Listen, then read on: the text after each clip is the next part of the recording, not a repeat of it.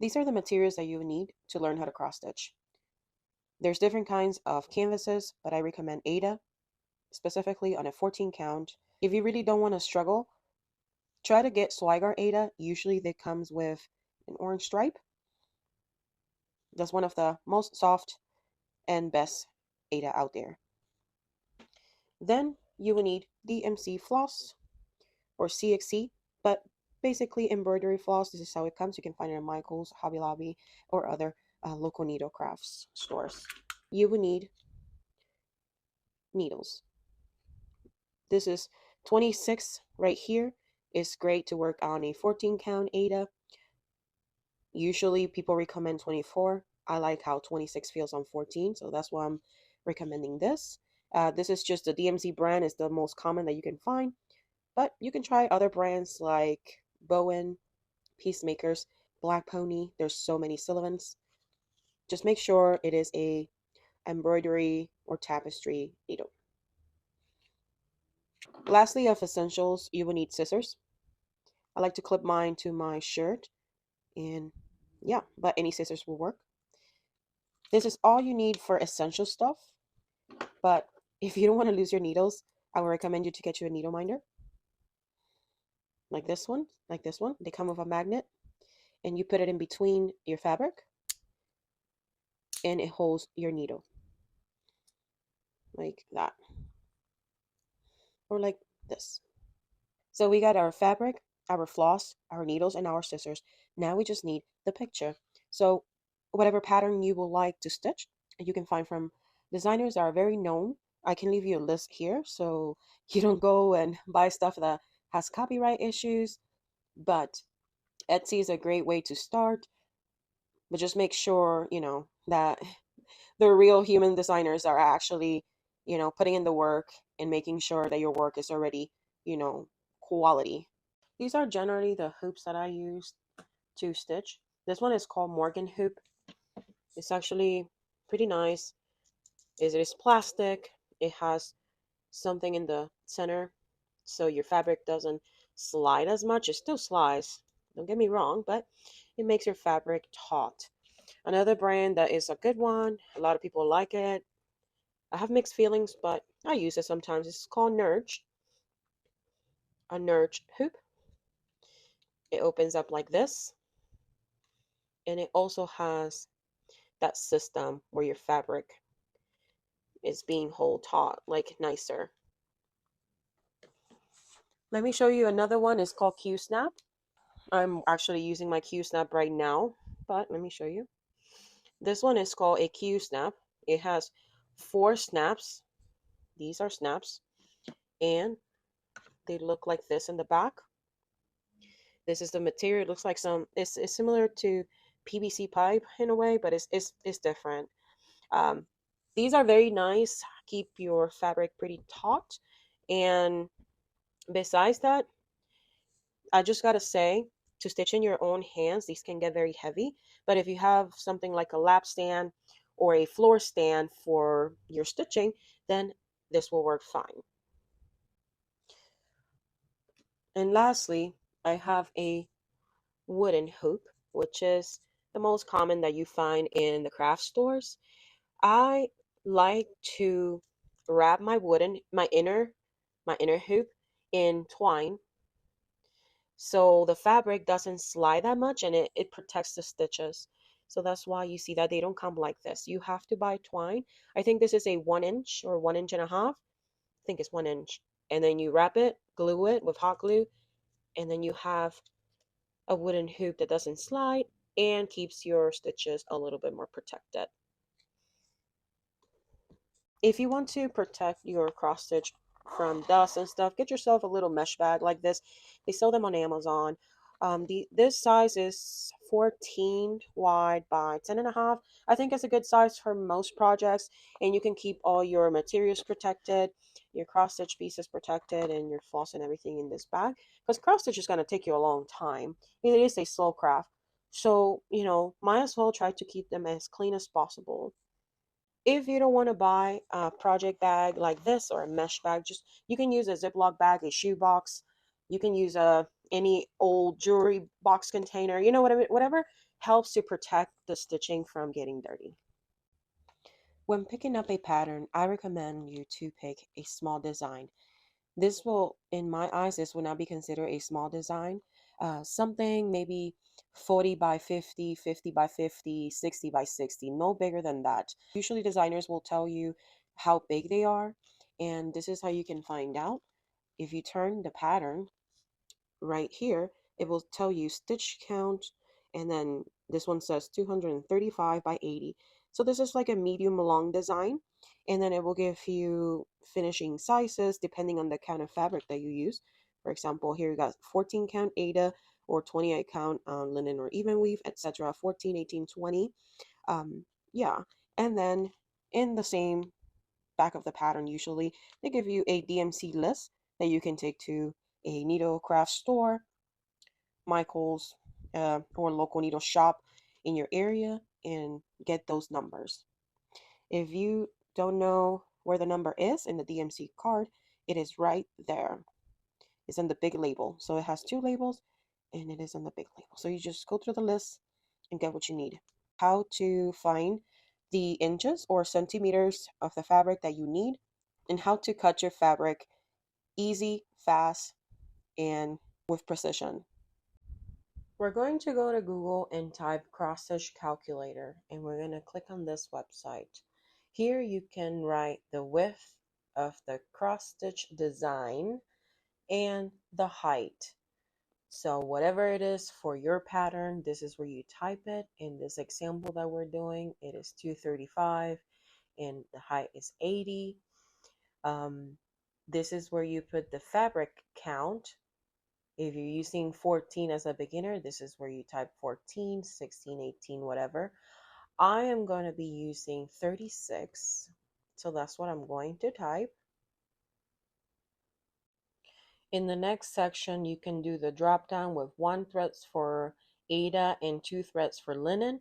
You will pick Aida one, and I'm using linen, so I'll pick linen. And then how much extra fabric do you need? I like 3 inches to 2 inches extra on the sides for framing.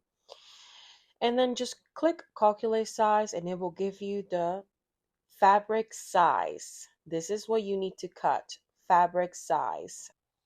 So I'm going to measure 17 inches wide, and I picked leaving a 2-inch border all around. The 2-inch border is basically the space for framing at the end or for finishing. This one has 18. That's okay, that's not that bad. And by how high it is, and I need 8, so that will be 8. So when you're starting your cross stitch, you can start from the center, and you do that just by folding the fabric in 4 times, actually 2 times, and then like that, pinching the middle so you don't forget.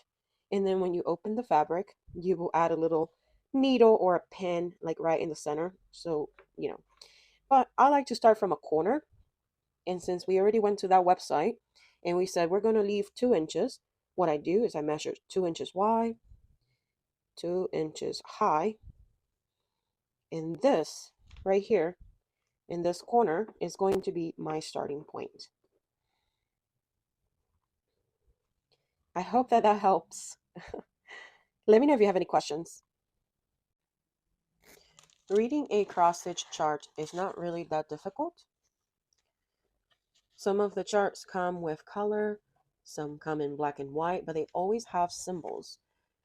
Just for copyright, I'm going to show a little piece of this fabric, of this pattern, not too many, but if you can see, every color in this list has a symbol. So DMC 730 is a circle, 732 is a heart, 733 is a number 7.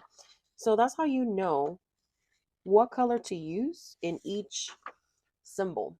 So you will find the corner of the pattern, and then you will find the exact symbol that you need, and you will compare to the DMC color and grab how many threads you need for the fabric that you're using. For example, on 14 count Aida, I usually use 2 strands. On 16, I use 2 strands. On 18 count Aida, I use 1 strand or 2 strands, depending. If you have any questions about this, let me know. It's kind of tricky. It depends on the look that you're looking for. but that's a general idea. So can you see the symbols are in color? And it's just because this chart is in color. Oh, it also comes in black and white, how considerate the designer is. And as you can see, we have black and white symbols, and you can use highlighters. Some people really get confused with the colors, and some people actually love the colors. So yeah, it is very common on the cross stitch patterns that you see a grid, and it's very common to be a 10 by 10 grid, meaning 10 squares wide by 10 squares high.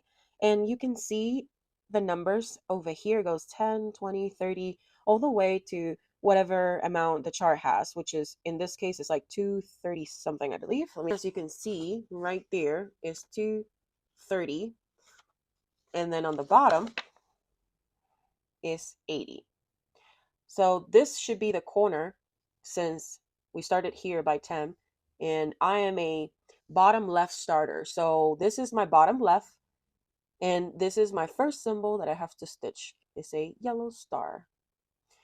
I want to show you something. When patterns don't fit in one whole sheet, some of these will have an overlap and they look like this, like a shaded area in either color in red, or you can find it like in a gray color.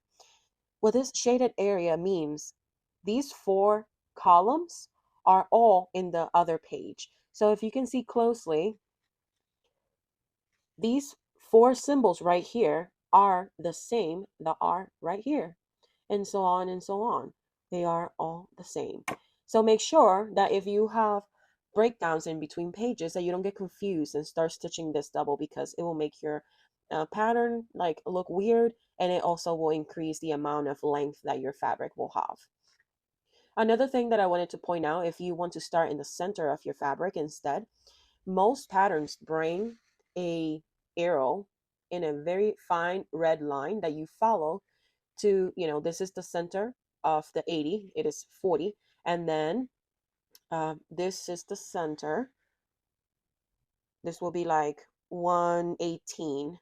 This will be the center, and it has a red line, and you just find where these two lines intersect. Can you see that? All right. Sometimes counted cross stitch can be very difficult in the counting part. What I like to use is this water soluble ink pen. I don't know the brand, but this is what it is. Fine point mark be gone. You can mark your Ada and do your grid, like your 10 by 10 grid, right? I'm not counting, but let's say that this is, your grid. And that way you can count easily. Some people divide it in fives too, because some patterns are created not just in a 10 by 10, they also create in a 5 by 10. So yeah, you can play around with this however you will like. Some people do diagonal and they do like a little stair situation. And that helps out with the counted cross stitch, which is usually what I do. I don't do stamp cross stitch anymore because they're a little bit stiffer for my liking. But anyways, this is another tool that you can use. Is called friction ball clicker erasable pen. uh, I think it's by the brand Pilot, and this pen doesn't dissolve in the water, like it doesn't go away in the water. You have to iron it. So I'm not gonna do it in the same fabric, but this is how it looks. And to erase it, you need to use an iron. And some people say, I have not tried it, that you can use a blow dryer too. I only use this pen when I'm doing full coverage pieces. For the only reason why is because I am scared that this pen will come back, which has happened. I've tried it in the fridge. It says it comes back up. The lines come back up in a very cold condition. So I don't know where I'm gonna end up, and if I if I end up in a very cold climate, I want to make sure that my cross stitch, is safe. I've tested, and this does come back if you live in cold conditions. A solution to that, somebody told me, oh, well, you can blow dry it, but I am not, I don't know, like if you have something frame in your wall, you don't want to be blow drying it every time. So to be safe for me, I make sure that I only use this on full coverage pieces where it's not colors that they're very light and they won't show. And to be safe with a water soluble pen, what I do is that I make sure all my threads and my fabric are color fast. DMC is color fast. This brand, which is the most common brand in the market for cross stitchers. DMC is color fast, but if you're using any other fancy thread, make sure it's color fast. And even then, I would not even I will not risk it. Uh, yeah, I'm just terrified of something bleeding after I have stitched for a very long time. Even DMC being color fast, I still use something like a color catcher just to make sure. This is how to do a loop start. You would grab your piece of thread that you have cut the length that you want.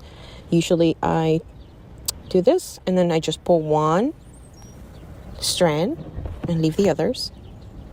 Then I will put my two ends together like this.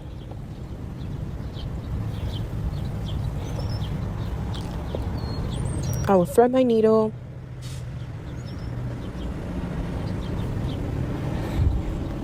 I'll start in one end,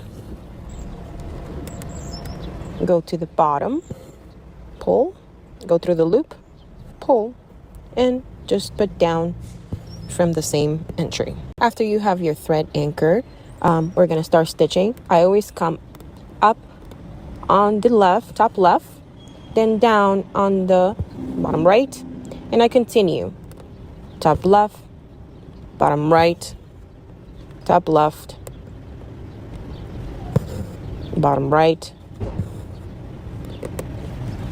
And when I do a couple of legs, I come back up on the right, top, and down on the left. Up right, down on the left. Oh, I got a little knot. That happens, people. And continue.